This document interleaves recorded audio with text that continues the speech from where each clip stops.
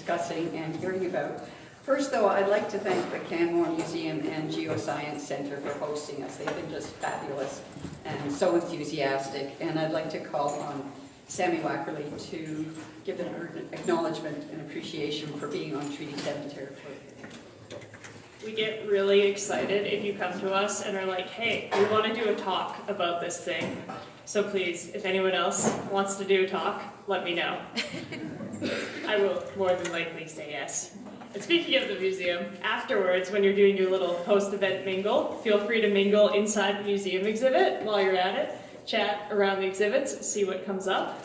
And with that in mind, as the museum, we would like to acknowledge the traditional territories and oral practices of the Piikani, Kainai, Siksika, Tsuut'ina, Stoney Nakoda, Region 3 Métis, and all of us who make our homes on Treaty 7 territory in southern Alberta.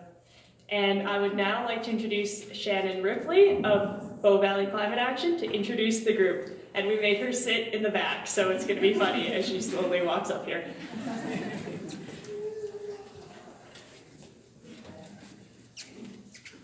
The reality of having a small child with you, it's better to sit at the back. Thank you so much to each of you for being here tonight to come and learn more about climate change and most importantly what each of you can do in your own lives and what each of us can do in our own lives to learn more and explore what we can do to take action on climate change.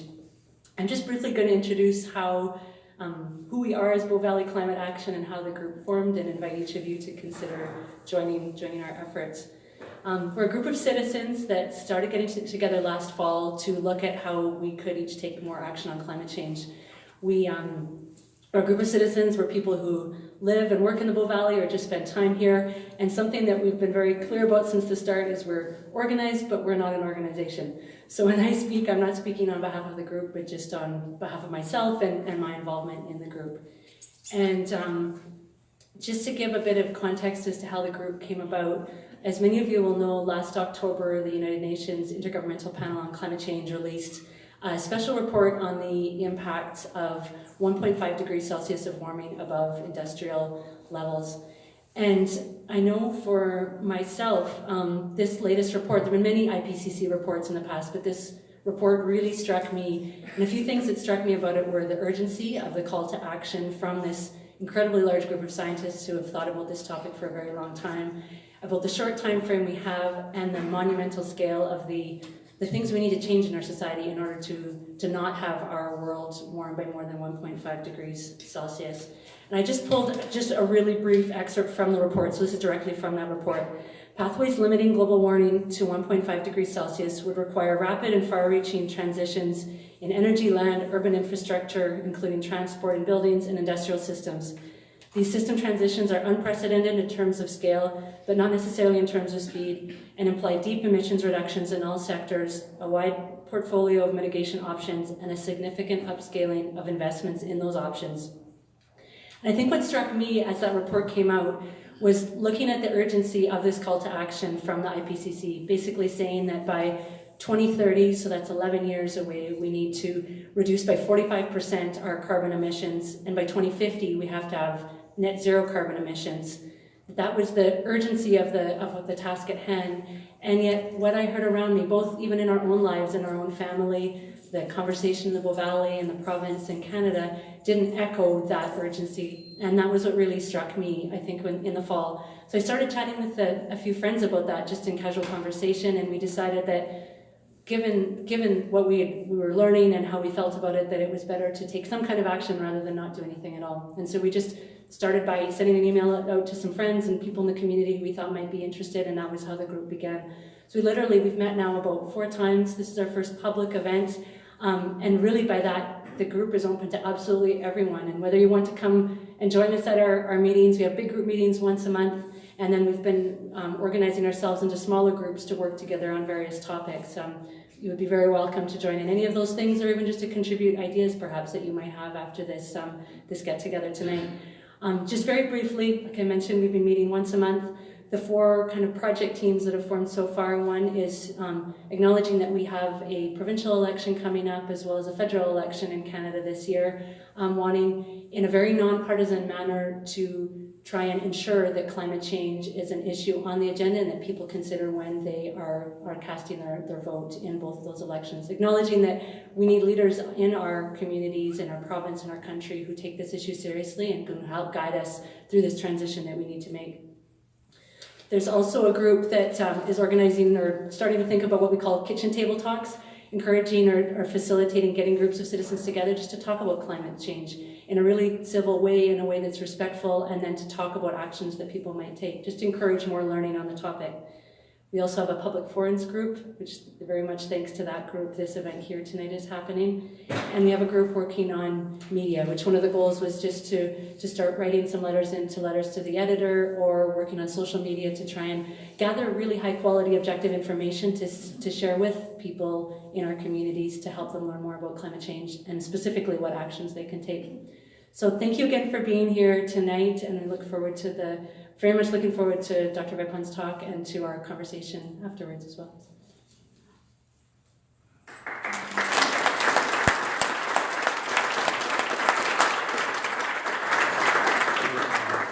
Thanks, Shannon.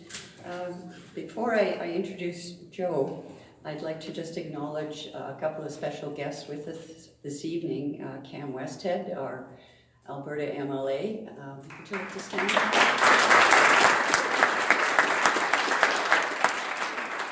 And I think I saw Vi Sanford.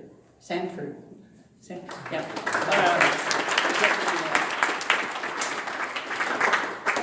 So we are really excited and absolutely delighted that Joe drove out from Calgary this afternoon. I'll just give you a little bit of information about him because I know we're all want to hear what he has to say. Joe's an emergency physician and he currently is at Foothills Medical Center and the Peter Lougheed Hospital. He hails from Calgary, where he lives with his wife and 2 daughters, and has been very actively involved in the environment, both as a hiker, and he worked for 3 summers at Dinosaur Provincial Park, I think. He served on the board of CPAWS Southern Alberta from 2012 to 2015, and he's currently a board member with the Alberta Wilderness Association. He's been very active and a spokesperson with the Alberta Coal Phase-Out Movement and with the Canadian Coal Phase-Out Network. He's a very active climate advocate. He runs 3 Facebook pages, including Alberta Acts on Climate Change, which I encourage you to take a look at. It's quite interesting. In his own community of Hillhurst, he, along with some neighbors, re-established the local organic farmers market. And he's also very active in the Calgary Climate Hub, which I think we'll be hearing about tonight. And he spoke at one of their climate conversation events during the polar vortex season a month ago and got 150 people to come. So please join me in welcoming Joe. He'll speak and he is very open to having conversation discussions afterwards.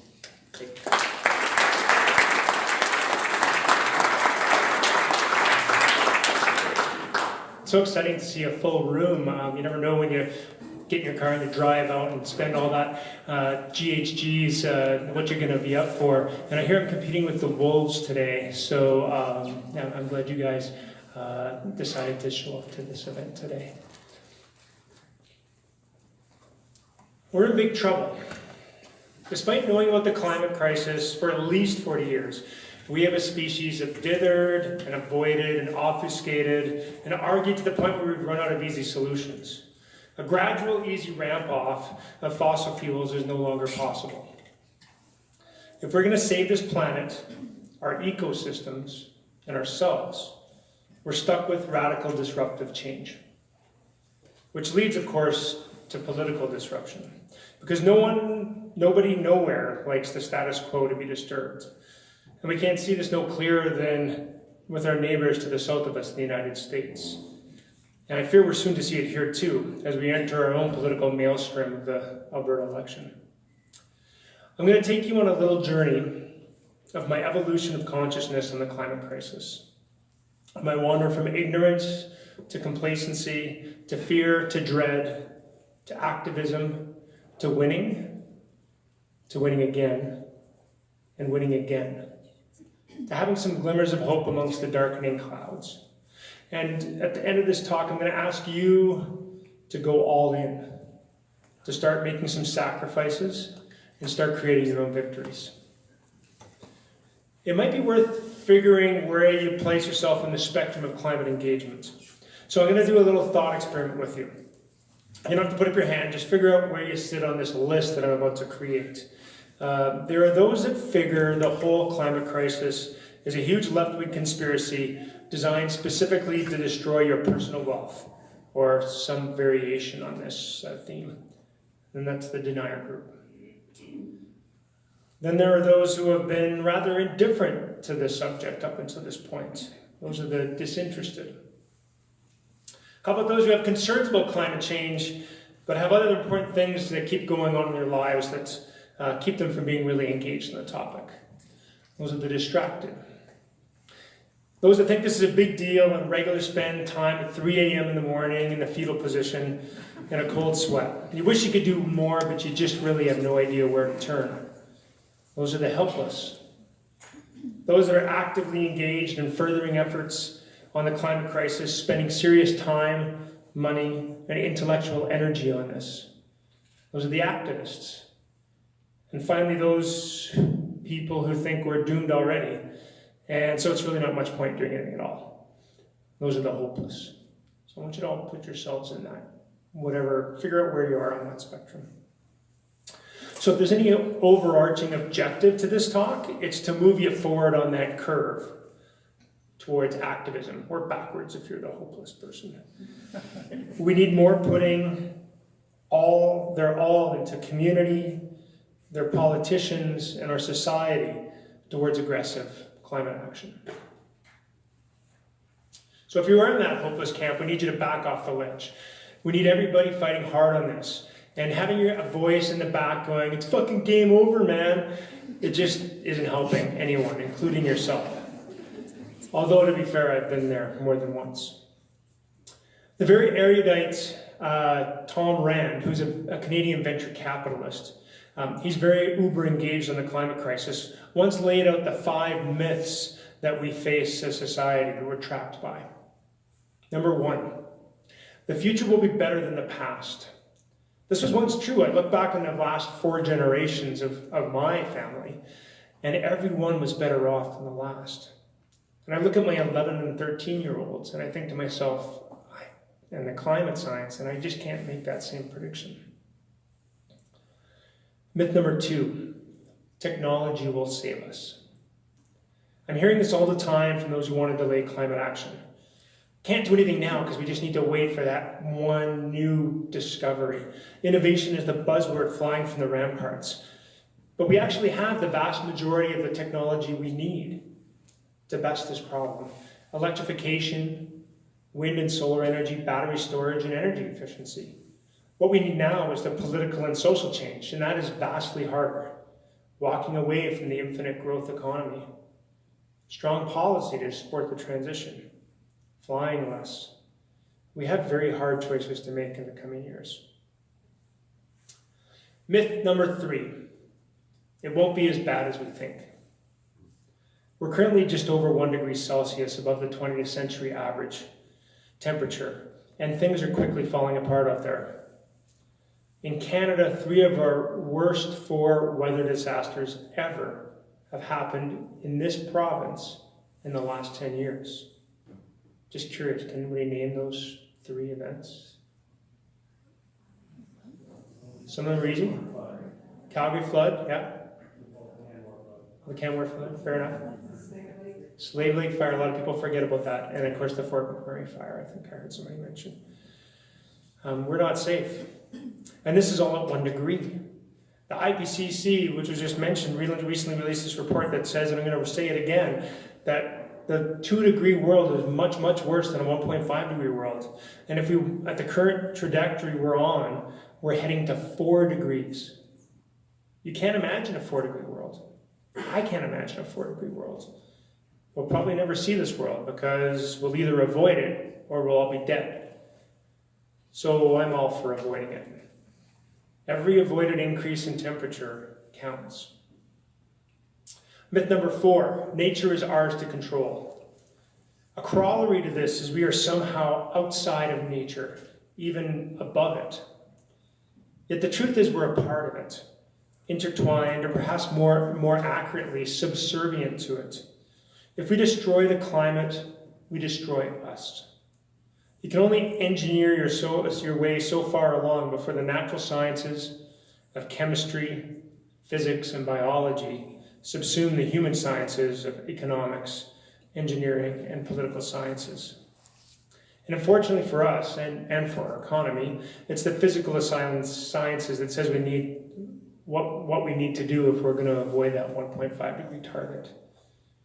Drop the entire world's fossil fuel use by 45% by 2030. A daunting task, no doubt.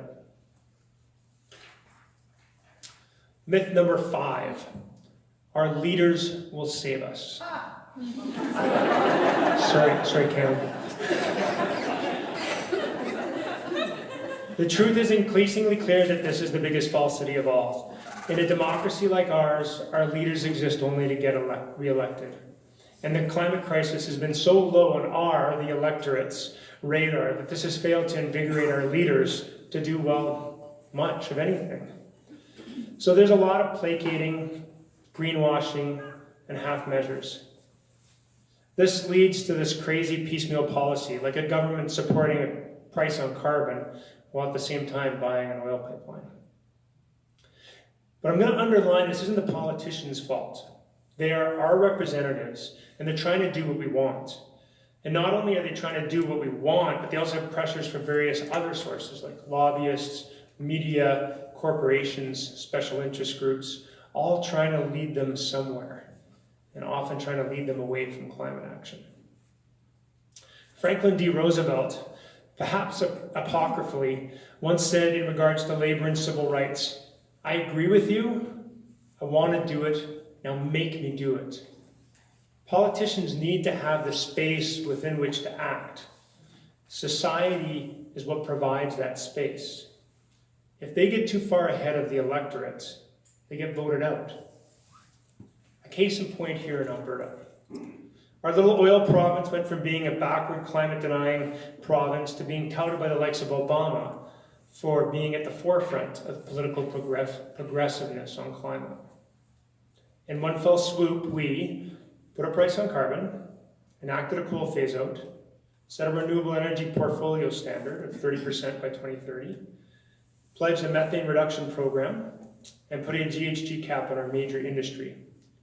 Although to be fair, that last one hasn't yet to be enacted in legislation. I can assure you, no jurisdiction in the world has done so much in so little time. So it's not surprising there's been massive pushback from all corners of society. We love our status quo. Which means it's up to us to build a societal movement, some substantial momentum to carry us forward so we can make the bold decisions we need to make. And in reality, since this affects every single person and every single thing we love in the world, there should be a no-brainer to get everybody to support this, no? Okay, and I'll acknowledge that it's maybe an uphill battle to convince all Albertans to support an aggressive transition off fossil fuels in the next 11 years. Fortunately, that's not what we need to do. Social science actually shows that in order to topple a dictatorship, it only takes 3.5% of a population engaged in substantial nonviolent action for the majority. Alberta has its own peculiar political landscape, and it's transitioning. A growing concern is that we are much more of a two-party system now than a one-party system, although Brian Jean may be changing that tomorrow. Which means the bar is higher for a party to ascend to power. And right now, the populace seems firmly against saving itself. According to the Yale Climate Opinion Poll, 53% of the province does not accept anthropomorphic climate change. That was in 2016. And following this, only 44% of voters support the most efficient way of reducing emissions, which is a price on carbon. And I'm sorry to report, despite the enthusiastic crowd in this room, things are no better locally. And the federal riding of Banff Airdrie, the numbers are virtually identical. So back to my premise, we need to change hearts and minds, and we need to do it fast. And when I say we, I mean we. I've been doing my darndest on this for about 6 years now. And perhaps a bit of my history will help to describe where we need to go and how we can get there. So a brief history of my action on climate. I first really learned about the climate crisis in 2007 when I read a book called The Weathermakers by Tim Flannery. My wife and I had just produced our first baby, and so suddenly my understanding of what constituted the future had just lengthened immensely. My world was no longer measured by one lifetime, but by two. And don't get me wrong, I had heard about this global warming thing prior to reading the book in a vague, I heard it on the radio, passing sort of way, but I never really understood. And it kind of hit me like a punch in the gut. I see some of the recognition on the same thing in your faces. What followed was 5-long years of anxiety. 2 in the morning, fetal position, night sweats kind of anxiety. Paralysis mostly. Until the fall of 2012, when I randomly ran into one of my wife's social worker professors, Mishka Lysak, at an environmental event. He had a long history of working on the climate issue, and he was currently assisting the Pembina Institute, thanks Ed, in creating a report on the health impacts of coal-fired electricity production in Alberta. They were doing it with a small national group called the Canadian Association of Physicians for the Environment. More on them later. And as they had no Alberta doctors working on this report on health in Alberta, he asked if I would help. I said yes. As an emerge doc who cared for broken bones and heart attacks, I was way out of my league. I knew that coal was that blackest of the black hats in the climate corral, and I had some inkling that air pollution was bad for you. But beyond that, I had to start afresh.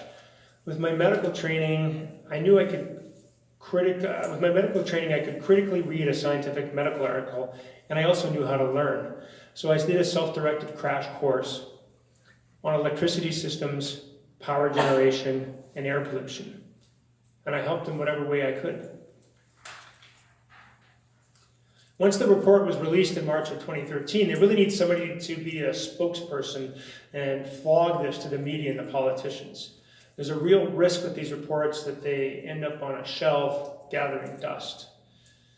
As a physician, it fell naturally into my lap to do the flogging. So I met with politicians, I wrote op-eds, purchased newspaper billboard ads, hosted public events, and generally we got into everybody's face until we won. We've been told it was impossible to do by pretty much everybody. TransAlta was too politically powerful, coal was too useful, almost there was some kind of physical law that would have to be broken in order to accomplish this task. And to be fair, it was quite the feat. It's hard to imagine now, but in 2013, when we first started this, the vast majority of Albertans didn't even understand that our electricity came predominantly from coal. Hydroelectricity, right? At that time, about 75% of our grid electricity was from coal-fired power. And so never mind the source of our electricity, we had zero understanding of the climate and health effects. I remember the moment that tide was turning. It was quite wonderfully captured in a book I read in one of my quote. Let's start again. It was quite wonderfully captured in a quote I read in one of my daughter's kids' books. I was listening to it. We listened to it on Audible books, and all of a sudden this quote came across from Mary Rose Wood: "When the impossible becomes merely difficult, you know you've won." And on November 21st, 2015. Premier Notley announced a coal phase-out. I can guarantee we're never going back to those days, no matter who wins the election this spring. Because it's no longer about regulation, it's about economics. Natural gas, wind, solar are just so much cheaper than digging coal out of the ground and burning it. Never mind those nasty externalities. TransAlta, ATCO, and Capital Power, they've moved on. They're excited to be producing power in a fashion that's not damaging the workers, Albertans, and the climate. That battle is won. So just to underline the importance of this, Alberta's coal-fired electricity in 2015 created 44 megatons of GHGs. That's an astounding 6% of Canada's emissions. Not Alberta's emissions, but Canada's emissions. And health models show that the air pollution caused about 140 deaths per year, and it costs Albertans $300 million to our health system annually. And I get to be a part of getting rid of it. It feels good. So we took a week off, and then we went at it again. This time all of Canada. 24 environmental groups from 4 affected provinces, adding Nova Scotia, New Brunswick, and Saskatchewan into the mix. After 11 months of work, the Canadian coal phase-out was announced, exactly to the day after the Alberta coal phase-out, 1 year to the day, which is another 22 megatons coming out of our airshed, another 3% of the country's emissions. One more little story to tell you about. I work in a healthcare system that loves waste. Every day I go to work, and we have disposable masks, disposable metal instruments, constant flow of medical waste into the incinerator. It's rather disgusting and disheartening to work in a place with such disregard for the planet, a planet which I love. So, time for a new campaign. We started to gather physicians, nurses, residents, medical students, academics, lab technicians, paramedics from across the province who care about this. We started a little organization called the Canadian Association of Physicians for the Environment's Alberta Committee. See what we did there? And there's a lot of people who care. And so we asked Alberta Health Services to create an Office of Sustainability. And they said no. So to put things in perspective, AHS is a $14.7 billion a year organization. It's one of the top 5 employers in Canada. And they had no Office of Sustainability. So we wrote letters, and we arranged meetings, and we gathered allies, and we persisted, and then we won. And in December of this year, they hired their very first director of an Office of Sustainability. Big wins, exciting wins. The sky's the limit. So what's the impossible thing we're going to do next? Well, I think this time we have to go small. Not national, not provincial, but on the municipal level, and even smaller, on the community level, and even smaller, right down to the individual. Because instead of changing the big system, I think we need to change society. And that can only really be done on the ground, one-on-one in conversations. We're really in the midst of an information war, where the other side has all the money and all the public relations, firms, and pretty much all the media.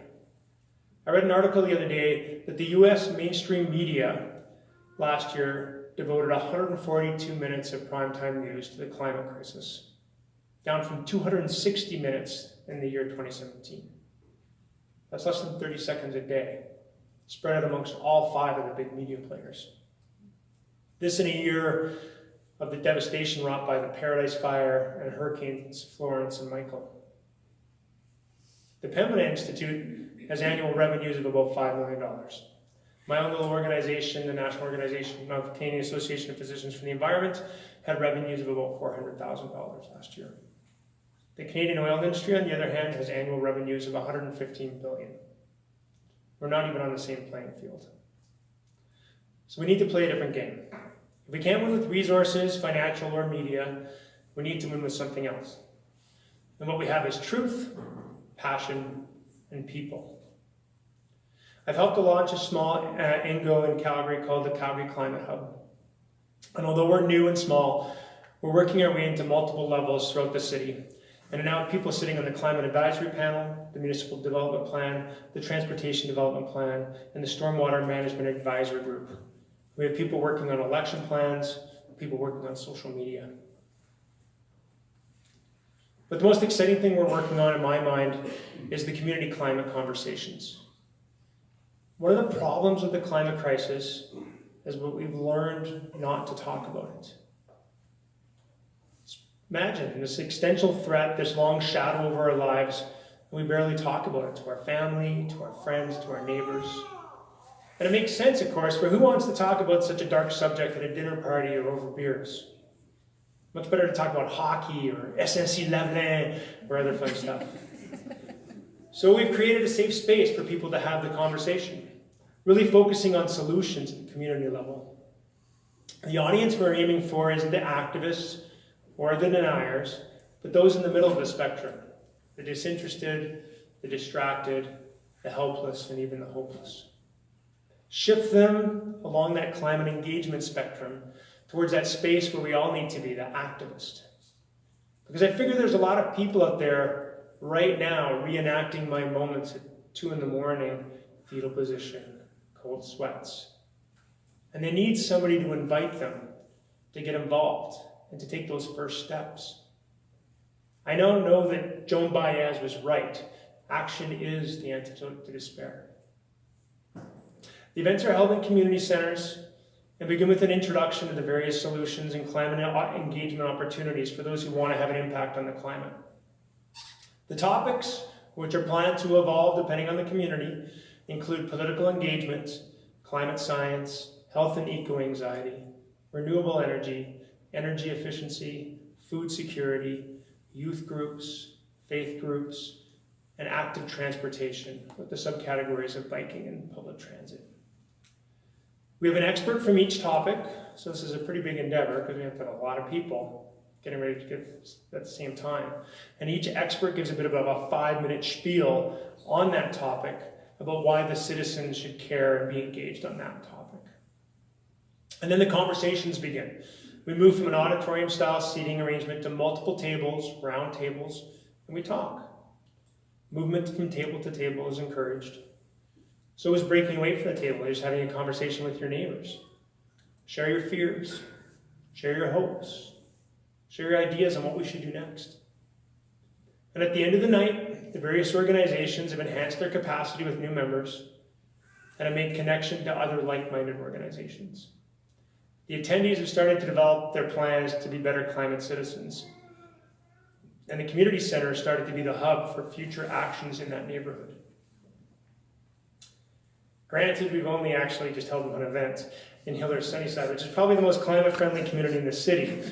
And our next one's going to be next Thursday in Marda Loop. But if we can find the funding to roll this out, we plan to have 2 events a month, every 2 weeks, rotating through the various communities around Calgary over the next 2 years. With the unstated, patented, ridiculous objective of changing the attitudes on climate in the city at the center of the Canadian oil patch.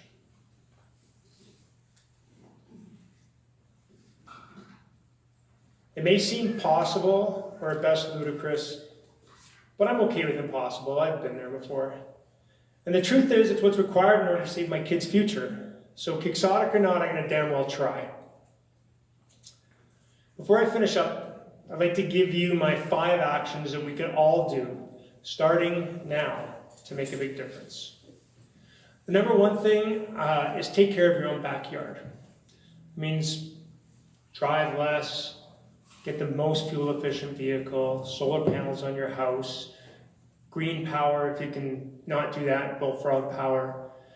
And it's important to understand why you're doing that, because one person cannot change this problem. It's too big. This really does need to be met with on a systemic level with policy and big changes like a price on carbon.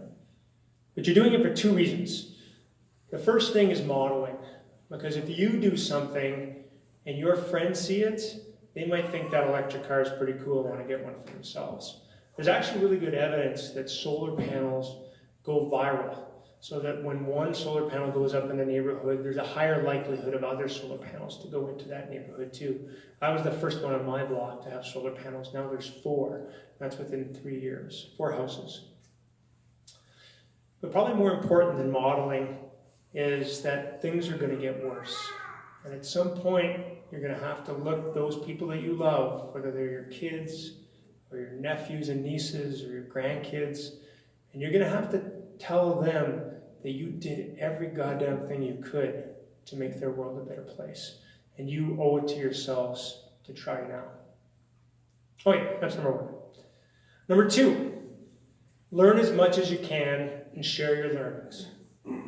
So we already talked about that this is not something we tend to talk about. We need to get better at talking about this to our friends and neighbors and family. And the only way you're going to do a good job of it is if you know this stuff cold. So you're going to have to learn the science, and you're going to have to learn what's going on and what's important. I'm going to give you a couple of recommendations. Probably the best objective, unbiased source you can find is any of the National Academies of Science. So the Royal Academy of Science in England, in the United States, it's called the National Academy of Science. And in Canada, I'm going to forget, it's the Academy of Science, the Canadian Academy of Sciences and the Humanities, I think. And they all have really good evidence-based information on this. And no one can ever accuse the National Academies of having some kind of hidden agenda. It's the best science that's out there. NASA's and NOAA in the United States are actually really good sources as well. And I'll go put a shout out to the Pembina Institute as far as solutions go. If you want to find out solutions in Alberta, that's a great resource. And I run a little Facebook page called Alberta Action on Climate Change. I try and keep up with all the most important news stories that are related to climate in Alberta. And you can also find events like this one listed there. And it's live videoing this right now. Hi, Facebook. Divestments. So this is kind of politically controversial in this town, but we can send a message with our money. It's the right thing to do ethically, same way as you wouldn't be trying to earn money off of cigarette companies. You shouldn't be earning money off of fossil fuel companies as well. But not only is it ethically right, but it's also going to be financially right too. There's this concept called a carbon bubble. The carbon bubble just means that if you actually look at the amount of GHGs that we're able to put in the atmosphere before we reach 1.5 or 2 degrees, you can actually because the CO2 stays in the atmosphere for 1,000 years, you can actually calculate on what our budget is. And right now our budget says we really can't burn any more coal, and we can't burn nearly the amount of oil and gas that has already been explored and is counted as reserves on these oil and gas companies' books. Now the problem is these oil and gas companies in the stock market are actually valued by their reserves. So if there comes a time where people figure out that dying is not as good as not dying, and we stop burning fossil fuels, all of these companies are overvalued. And that means that there's going to be a run on the fossil fuel companies. So if you actually compare ExxonMobil right now to, say, the top solar company like First Solar, just look at their graphs. This is already happening. Number 4, get politically involved. We have an election right now. There are different parties with different positions. If you think that climate matters, support the parties that support climate action. That means knocking on doors, giving money, getting involved. If you philosophically have a leaning towards a party that is not supporting climate action, you better start calling those leaders and telling them that this is important and that they're going to lose your vote unless they start putting in strong policy. The other aspect of political engagement doesn't happen during elections, it happens between the elections. And that's the grassroots organizing that the Bow Valley Climate Action Group is doing. Get involved in these organizations and start putting some serious time and effort into this. Number 5, don't panic. Because if you're in that fetal position at 2 in the morning in a cold sweat and you're paralyzed with action, you're not doing anybody any good. So fear is a powerful motivator. Use that fear to motivate yourself to action and not towards paralysis. So we're in the fight of our lives. Our house is on fire, our river is rising, our sky is falling. But it's all occurring in slow motion, and we're surrounded by shiny objects to distract us. When the house is falling apart around us, it's no time to binge watch Netflix. We have time to act, but that window is closing fast. Every single person in here needs to start to engage. If you're a journalist, start writing about climate stories. Start writing about the people who are making the difference. Inspire people to do more. If you're a health professional, talk to me, because our voice is outsized compared to the average citizen. And you can join me in the work that we're doing with Cape Alberta.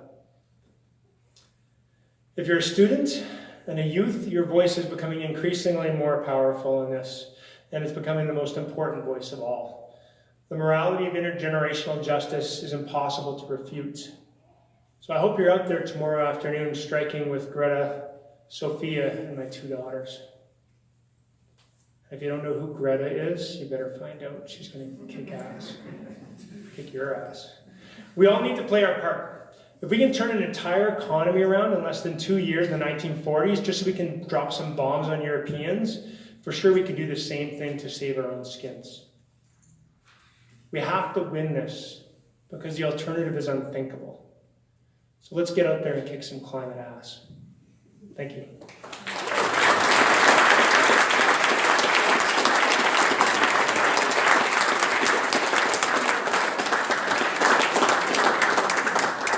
Take questions if anybody has any questions. And shout them out, because it's a big room. Yeah? Joe, when you think about your kids and your kids' kids and their kids' kids, how do you sort of make room for your grief and your despondency? I think that's different than the panic you're talking about. Yeah, the grief is hard, for sure. Because we know that things are going to be worse than they are now. I guess it goes back to that Joan Baez quote, which is, action is the antidote to despair. If I know that everything I'm doing, all of the work that I'm doing is towards making the world a better place, it helps me to get through that grief. Not that the grief goes away. Yeah, in the back there. What role would you place agriculture in climate change, and how would you advise people to modify their habits related to food? That's an interesting one. I think every choice we make is important, and so the food choices we make are as important as the other choices we make. I have decided to go organic, so the important thing about organic is that fossil fuels are a huge input in a lot of agriculture, even vegetarian agriculture.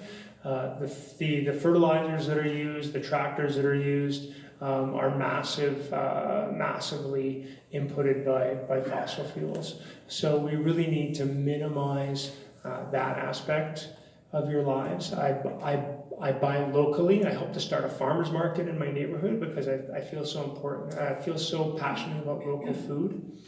As far as the meat topic goes, there's a lot of talk about that. I'm not an expert at meat. I can tell you that I've decided to take the tact of being a reducitarian, which means I'm not a vegetarian, but I've made an explicit effort to reduce the amount of meat in my diet.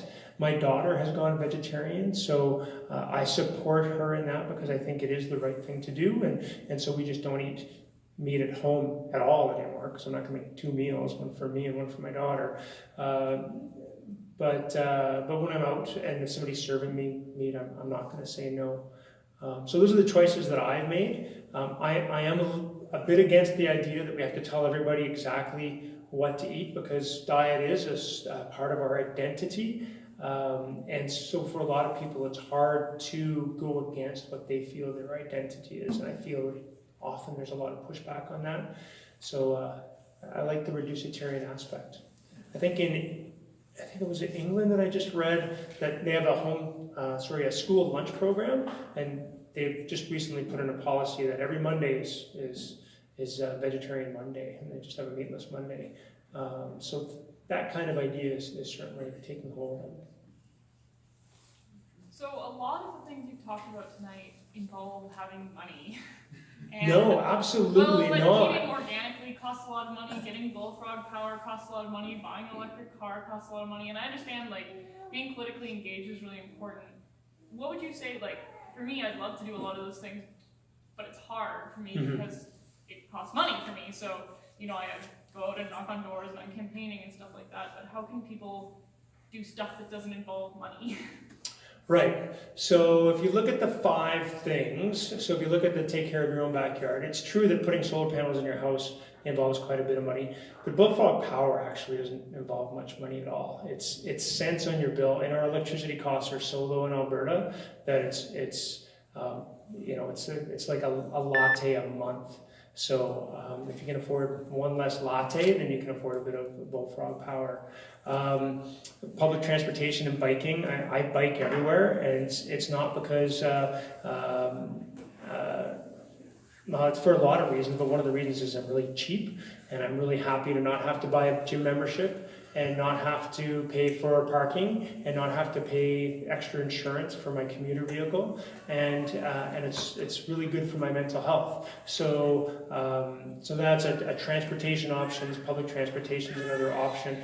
I know we live in a society where cars are really important, but we can also make that choice to use them less, even if we own a fossil fuel vehicle. And then I think we can't underestimate the power, the political aspect of things. So for this community climate conversation that we're running, one of the volunteer things that I'm asking people to do is to go flyering. Take 2 hours of your day and just flyer, so that the people in the neighborhood, Marta Loop, actually have knowledge that this event is happening. So if you can afford, some people can afford money and some people can afford time. And so if you can afford the time, that's really valuable as well. What's the timeline for these coal phase out?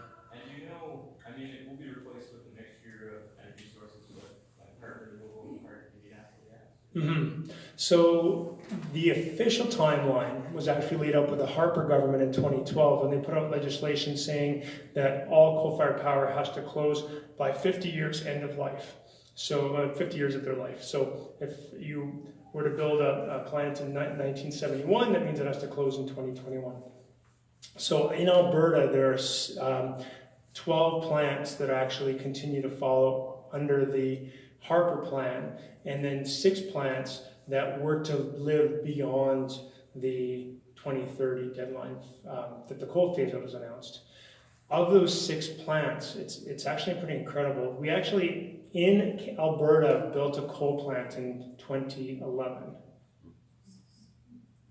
Well after we knew the impact of the climate, the coal on climate, and the impact of coal on our citizens' health.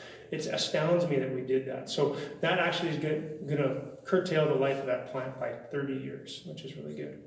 But what's really fascinating, so that was going to be the plant that lives the longest, and it's done by December 31st, 2029. But what's fascinating about those 12 plants that have to close at 50 or end of life is they're actually all closing early, which is kind of counterintuitive, because it's no longer about the economics. About the regulations, about the economics. So last year and this year, Sundance 1 and 2 were taken offline permanently. 3 and 5 were mothballed for 4 years.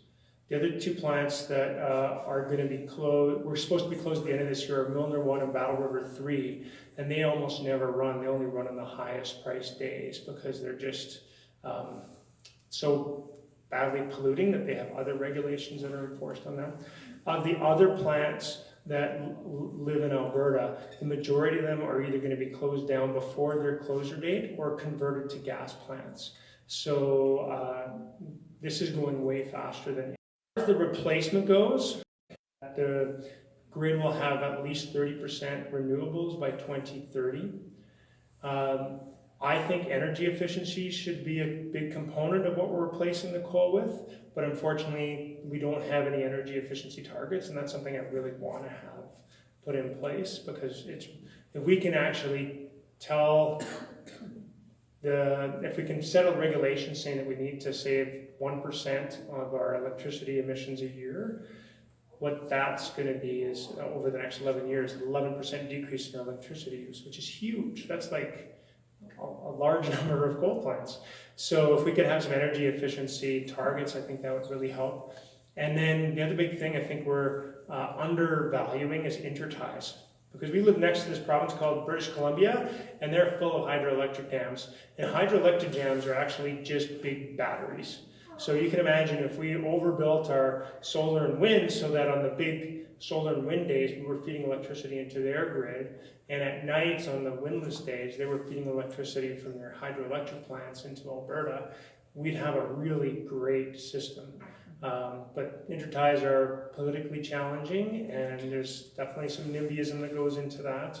And at some point we're going to have to decide whether having a survivable ecosystem is more important than having a good view of your backyard. And that's going to be some decisions we have to make.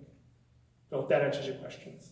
And one more thing, because solar and wind are getting so cheap right now, if you actually look on the ASO website, which is the Alberta Electricity System Operator, our electricity is probably costing us around 6 or 7 cents. That's kind of what it's averaged over the last 2 months. The most recent auction of wind bid in at 3.9 cents a kilowatt hour. And the most recent auction of solar was at 4.8 cents a kilowatt hour. You could not build a new gas plant for 3.9 cents a kilowatt hour. You couldn't do it. So the hope is that as solar and wind continue to drop, and there's no sign that they're plateauing at all, and as battery storage becomes more affordable, that we're going to have a much more robust wind and solar grid than we do now. Yeah. From your own experience or knowledge, how can citizens like ourselves in our Bow Valley Climate Action Group reach the climate deniers and disinterested and distracted? Don't try and reach the deniers. You're not going to win. They have an infinite amount of time and energy. They have an infinite amount of arguments as to why you're wrong and they're right, and they're not convincible. If you start going down that path, you're going to be throwing a bunch of energy into a hole that you're never going to actually have any winnings from. So I think the way of reaching the other groups is these conversations, is sitting down. It's not going to be through Facebook, and it's not going to be through other means. It really has to be, we're social beasts. It's our interaction that drives the change within us. And so that will happen. And if you're wondering how it could possibly happen in 11 years that we transform this, how long ago was it that gay marriage was considered verboten in Alberta? Like, what, 2005? It's not that long ago. And we got gay marriage maybe legislated in like maybe 6 or 7 years ago. Like, this transformation has happened rapidly in the past, and I sense that there's a transformation happening now. I've been doing that Facebook page, Alberta Acts on Climate Change, for about 4 years now, and when I started, I could maybe find 1 or 2 relevant articles a day, sometimes stretching it to 2. Now I'm hard pressed to figure out the 5 best for the day. Like, it's all over the media, and just sit down at a coffee shop and listen to people talking behind you. You'll find that people are talking about this all the time now. It's becoming more vogue to care about this, and so I sense a sea change. Yeah. Do you know if anyone in Calgary is pushing Calgary Flames to change their I love oil and gas signs to I love climate action? Or at least oil and gas signs? I can't speak to that because we haven't been part of any campaign. I can tell you that I have sat down with people at the Calgary Stampede and asked them to go 100% renewable. And they've told me that there are things in the works. So I can't tell you if they're actually going to go 100% renewable, but they're definitely caring about this, and there's efforts being made. And the Stampede is, as iconic as the Flames. Like, what's more, rural Alberta than center of Calgary Stampede, right? And I think with stuff like that happening, with something as iconic as the Calgary Stampede moving down these paths, I think that's going to send a big message to the rest of Albertans. This isn't just a niche phenomenon. It might be worth in the Calgary Hub. I wrote letters to all management and did your back. Mm-hmm. Obviously, I didn't accomplish anything, but the letter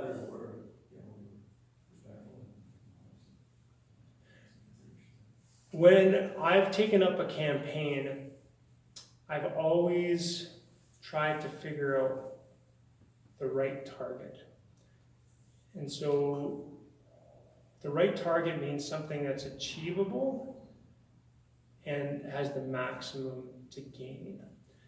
I'm not a big enough hockey fan to know enough about the Flames as to whether that would achieve those two goals. And I can tell you that there's a lot of other targets that I've got right now on the go. But when you're thinking about a campaign, I think that's the most important thing. Like the Calgary Stampede, I actually think it's an achievable target. Like I think they could do it. They'd probably save money going renewable. And I think it would be such a huge message. That would be international news if the Calgary Stampede went 100% renewable. And when you're, as a person or as a group, are thinking of what you're going to do, I think just keep those two targets in mind. Is it achievable, and how big of an impact is it going to have? Oh no, lots of questions. Someone go to the back. We're about to take on, in the next year or 3, building a neighborhood that will double the population of Canmore. My house was built in 2001, and it's not good enough for 2030. So I'm going to have to change how I heat it. I'm going to have to change my insulation and do big windows and doors and add even more solar panels than I've already got. So one of the topics that's floating around as we redo our municipal development plan and various documents that go with that is how much more, how many fewer emissions can we produce in this brand new neighborhood, so that we're not producing a neighborhood whose people have to tear the wall down and rebuild it 5 years from now when they finally figure it out. Are there some really good models in Alberta that our council and administration should be looking at for what we can require or encourage here in that community? Yeah, I think the best model in Alberta is the Okotoks development, which I can't remember the name of it, but it was built in the mid-2000s. Sorry, Drake's Landing. Yeah, Drake's Landing.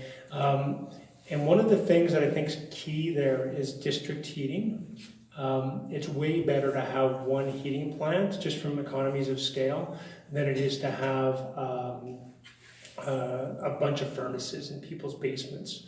Then the other place that's doing something similar is the Blatchford area in Edmonton.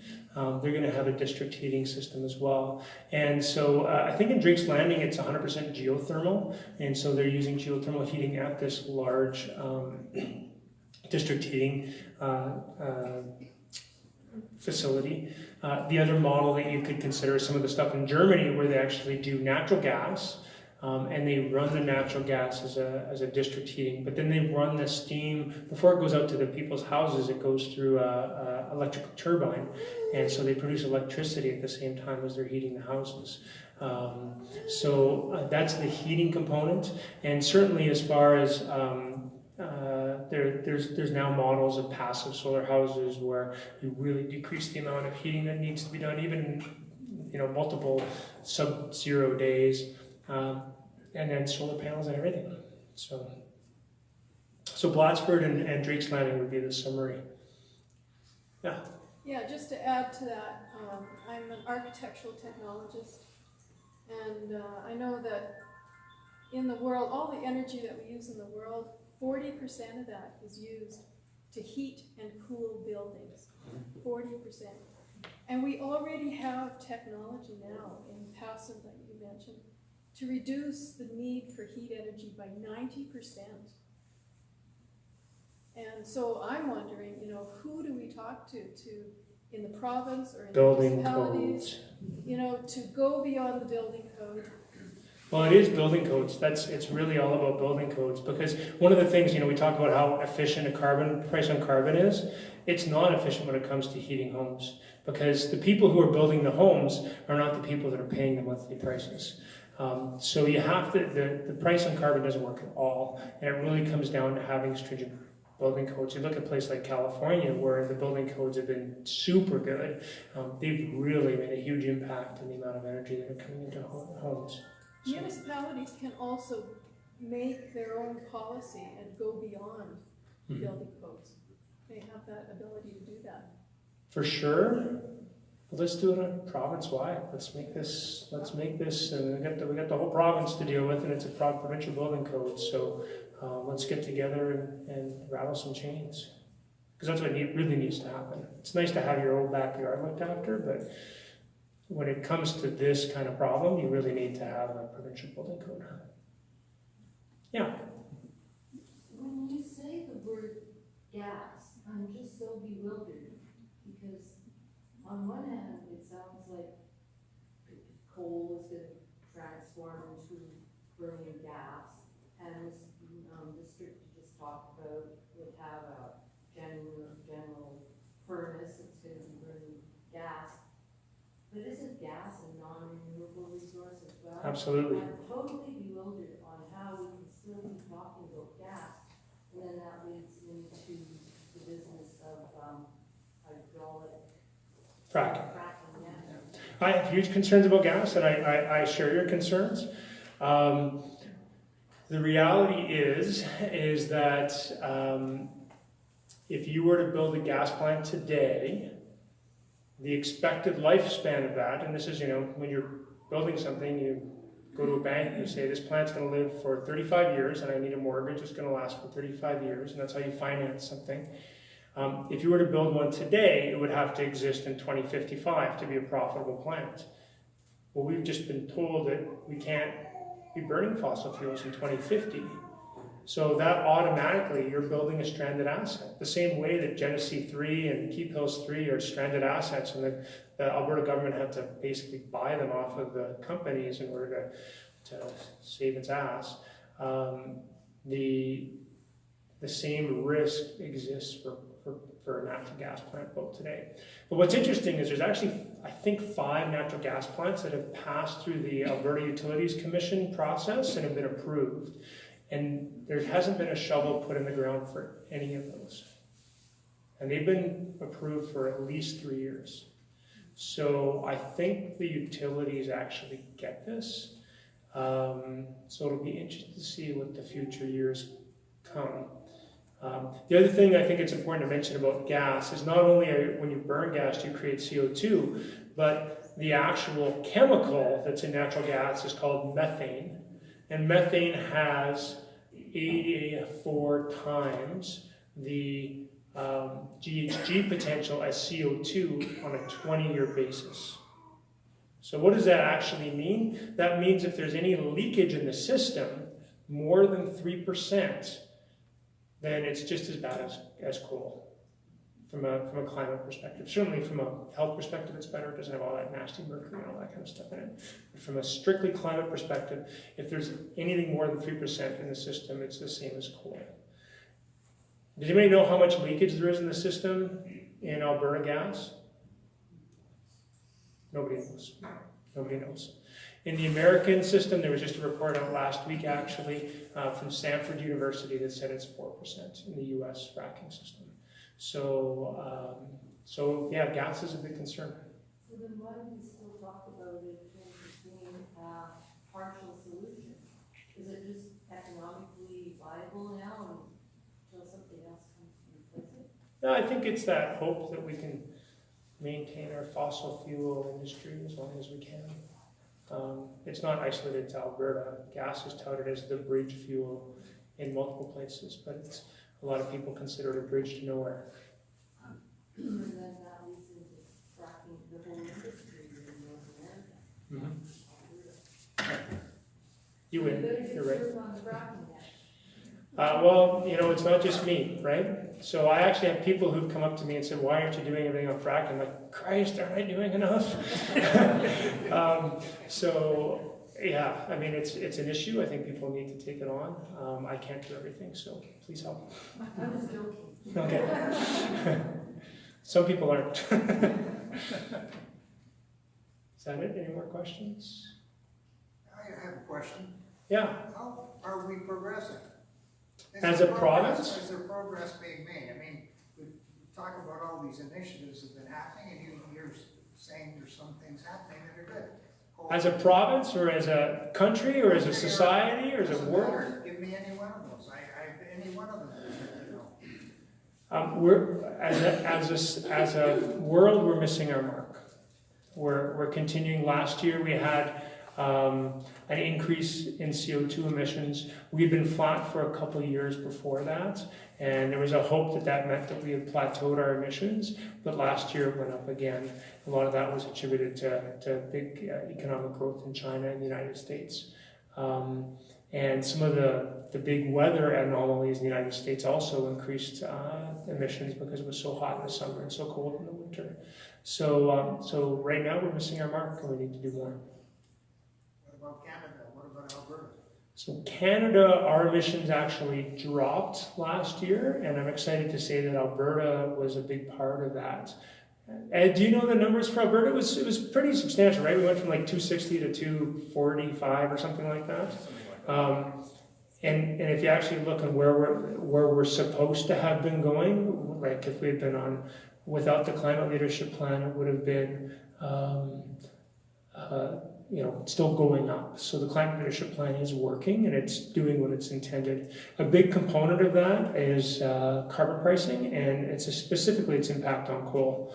Because the coal emissions went down by gross 11 megatons last year. Now, these were the estimates, so there's probably more numbers. But the last numbers that I heard was a gross 11% decrease and a net 11 megaton decrease and a net 8 megaton decrease, which is huge. That's 8 megatons is more than 1% of the country's emissions.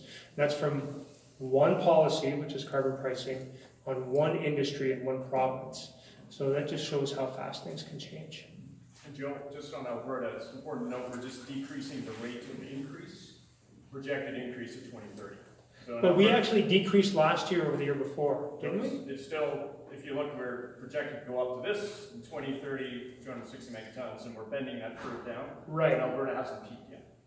Okay, but I'm pretty sure we had an actual decrease last year. Whether it's projected to continue to go up. Yeah, with new oil sands facilities coming online, we're adding big point sources of emissions. Right. So, but yeah, it's better than the projection was, far better than before the Alberta Climate Leadership Plan. Right. I saw a hand back here. I'm just going to take that one first.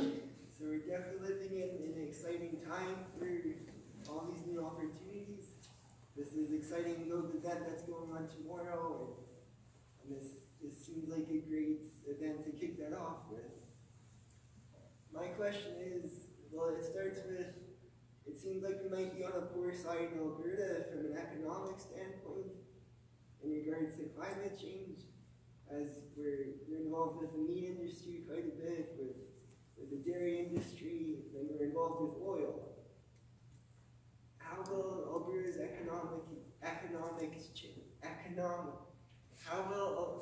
economy change and reshape itself in the face of climate change? For sure, that's a big question. I think that's a big question that everybody's asking themselves.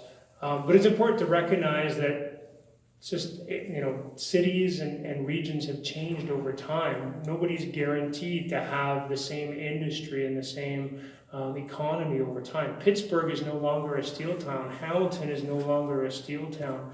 The Ohio Midwest are no longer manufacturing hubs, and they're all thriving communities, Maybe let's not look at Detroit.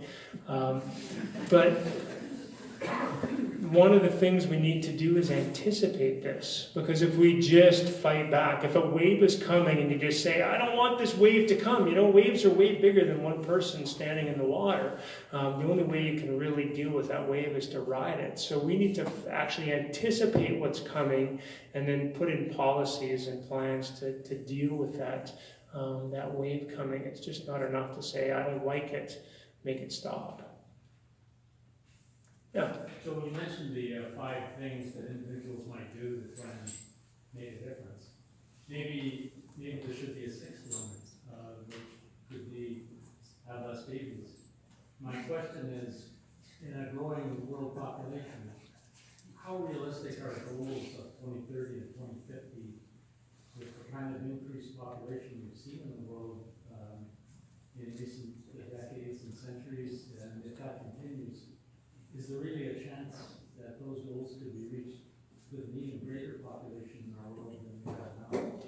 think we should ever say, how can we reach these goals? It always should be, how are we going to reach these goals? Because accepting failure isn't an option. No, I totally agree. I guess my question was...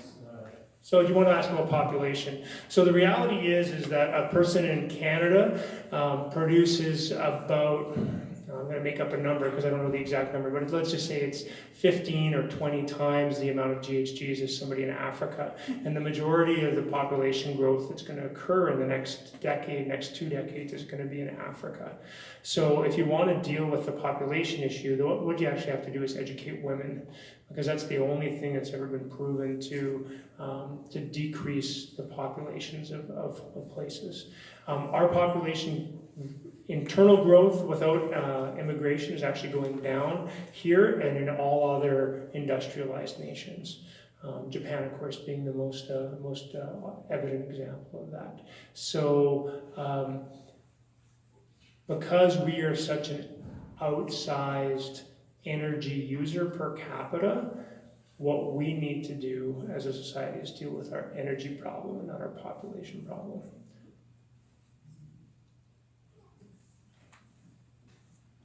All right, I think that's it for questions. I'm happy to stick around afterwards if you want to chat.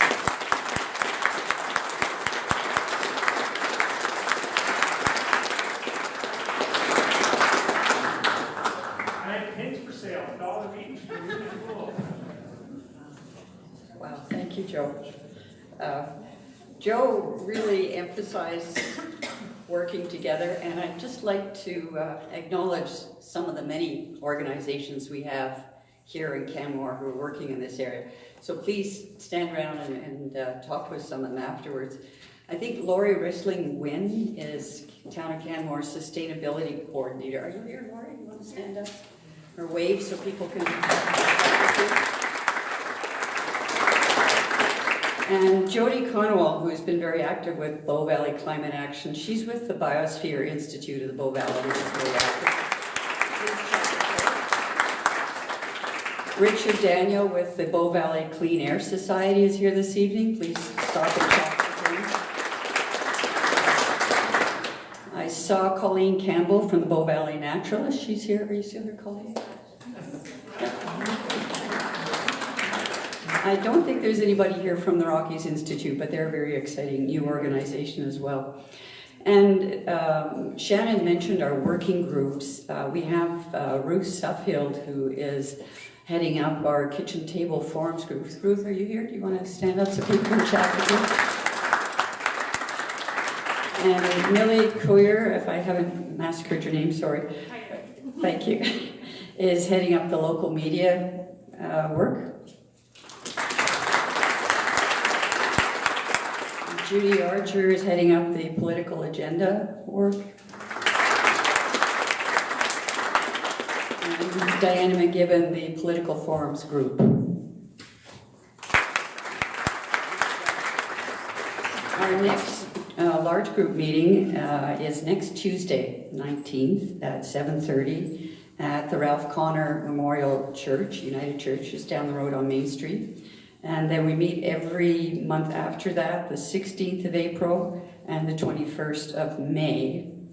There are some very wonderful young people from the Canmore Collegiate High School Greek Club who are circulating around. They've got clipboards. If you'd like to get on our mailing list, please give them your email, and thank you so much.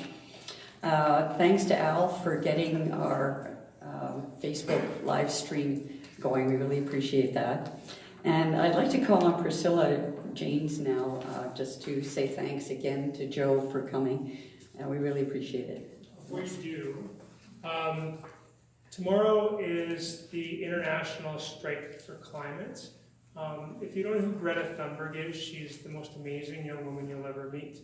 She's 16 years old, she has autism, and in August of this year, she started sitting on the steps of the Swedish Parliament to protect her future. And so it totally cracks me up that she has to do this.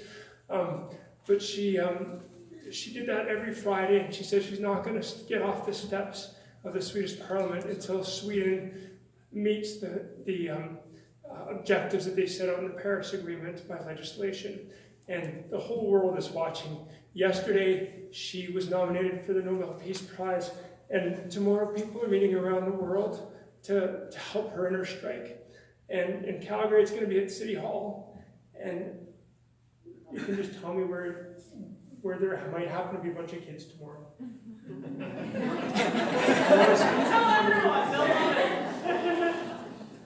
So ours isn't actually an official strike in Canmore. It is an organized school group trip to climate change in the Bow Valley. But we will be downtown noon to 1:30, and yeah, around that time, marching and supporting climate action. So yeah.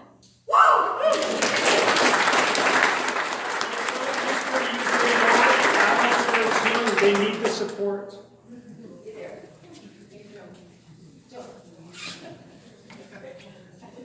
On behalf of the Bow Valley Climate Action Group and all the citizens of Canmore, we want to thank you for sharing your life with us tonight, sharing your time, your valuable time, your passion, your intellect with us, and hopefully it will stimulate some people in the Bow Valley who are here tonight to, first of all, join the Bow Valley Climate Action Group and try to make a difference in their lives and in everyone's lives around climate change.